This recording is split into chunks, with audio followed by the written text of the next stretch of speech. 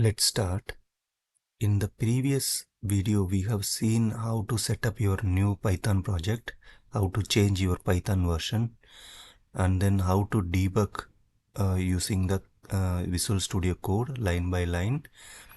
Then during the debugging session, how to change a variable name, all those things we have seen. In this video, the very important feature, which is logging, how to set up a logging for your Python project, that we can see it. Logging is important for any application. We have to make sure where the log files are stored and how it is rotated. Python has inbuilt logging module which we can use to solve this, right? So in this code, you can see I imported a Python logging module. Then when you ask for a get logger, right, this is you will get a root logger. Okay, what we have to do, before starting any of your code, we have to set our root logger on our desired way of configuring it. So if you say get logging.get logger, you will get the root logger. Then on the root logger, you have to set up some configuration so that all the child logger means the application logger, which will be having a name associated. For example, this is my module name. Assume that this is my module name. So these are all the child logger which will inherit all the properties which we set it in the root logger. Okay. For example, I set the root logger to info level. So it is going to print only info level logs, no debug logs. Maybe the lower level logs will be coming like error, then info, then debug. Assume that this is the order. Then we will get log like error logs and info logs. We don't see debug log. The moment if you say debug, you will see all the three logs: error logs, info logs, and debug logs. Okay. So in the sequence, if you select info, you can set the log level. Usually when you are debugging locally, you can set it to debug level, which has to be which can be used from the environment. You can say if your environment is local debugging, then you put debug log. If it is production environment, you can set error logs only, so that you can have a control, so that you are not bombarding so much of log in the production system, which will be running with so many queries. Okay. Then you can also say the logs are going into which file name. Maybe this app, it will be your microservice name. Okay, if it is for a transaction, or it's for any purpose specific, you can say that specific microservice name itself as a log. Then there are two different file handler which we will be using frequently. One is file handler, where we want to put our logs into a file. Another one is console handler. Okay, the console handler, it will show in your console, right? In the console, usually we need both. For example, if your application is running as a container, you want to see the logs occasionally, like docker logs command, so that you can see what's going on. You don't need to go to a file and tail it. It's optional. Console logger is optional. If you prefer seeing the logs using docker logs command, then you add a console log also, console handler also. But multiple handler is possible, so we have added file handler and console handler to the root logger. Okay.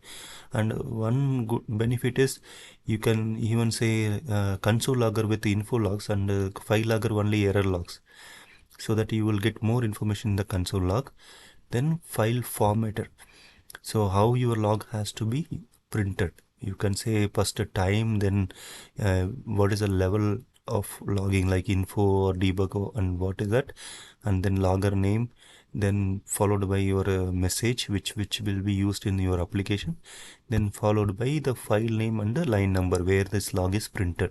Okay, there are multiple log formatter available, multiple log format options are available. So you can use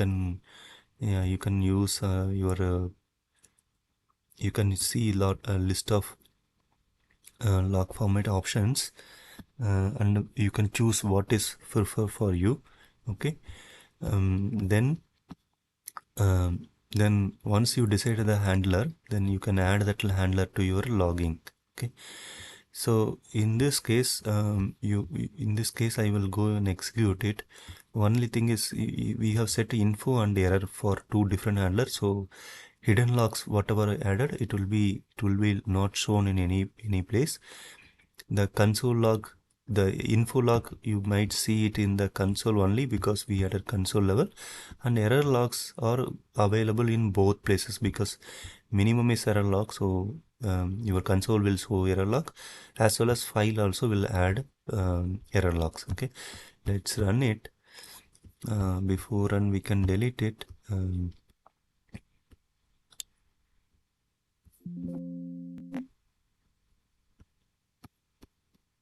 Okay, let's run it.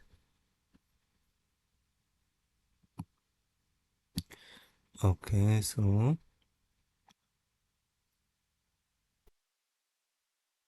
we can see console info started, right? We can see that in the console we are able to see both info and error log. You can see info and error log.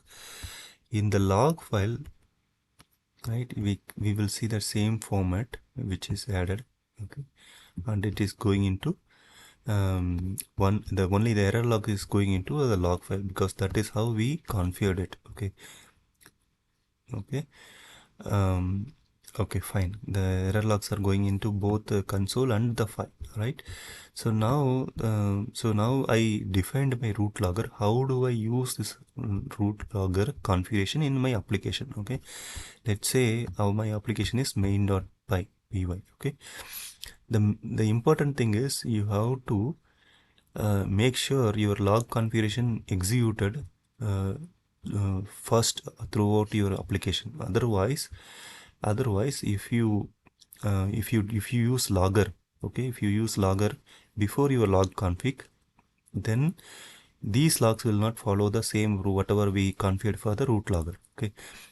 So for first example, we will go with this way, like we are configuring our log config, then we are printing it. Okay, so info from main and error from main, and the same whatever example we tried, we are going to try it.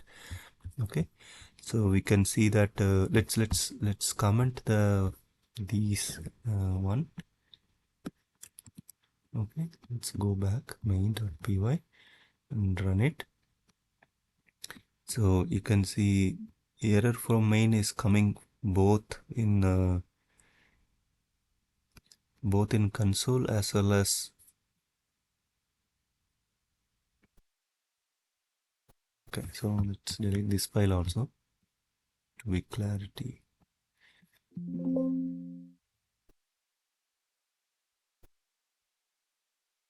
Okay, let's run it now.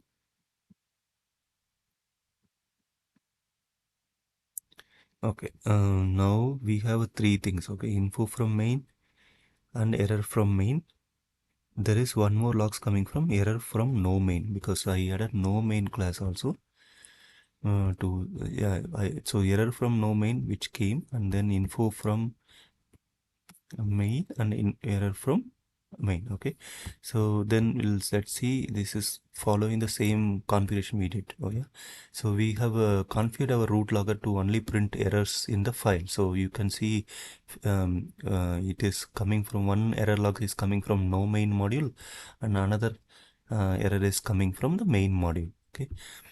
Okay, what will happen if I don't follow setting the root logger later in my application? If I set my root logger later my application, then what will happen is we will miss the whatever configured options in the root logger. We will miss it, the loggers which are all coming before that, right?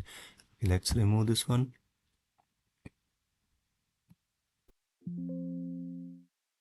Let's rerun it. Okay. Okay. Now let's go to our app log. You see only one from the main. So because Only the main is coming, main log is coming after our root logger definition, right? Because no main, whatever we have declared in the no main, this is called even before our root logger is set up. So that's why it's not appearing in the app.log. Only main is coming. So the important point is make sure our root logger configuration is executed before any of your application code is running. Okay, it is more important. Okay, then let's go further. Okay, a few more things related to retention. Okay, retention means rotating the logs. Okay, because if you cannot keep on adding more logs into your system, and which will be going out of your disk. Okay, so we have to make sure only relevant files we want to keep it. There are two types of rotation policies we have. One is size based policy. When you are creating the handler, right, when you are creating the handler along with your file name, you can say what is the maximum size of one file and how many files you want to keep it. So you have said that you want to keep 3 old logs and then the new log with size of 5 MB maximum. This will make sure the file is deleted after if the file count is backup count is more than 3. So this will automatically take care. So your application keep run and there is no duplicates. There is no lot of logs are added into your machine. Right. This is one is size based file handler. Another one is time based rotation. Okay, you can even say that you want to delete it, rotate it every day, like only 1 day logs, or like keep 7 days logs. So every day midnight it will create a new file for all the logs, and every day it will do the same and it will keep 7 days of logs for like that. So along with your log file name, you can add your file rotation policy also, so that we are safe in terms of our log files are flooding in the machine. Okay, I hope this video is useful. You will also going to add your logger setup, make your application production ready. Thank you.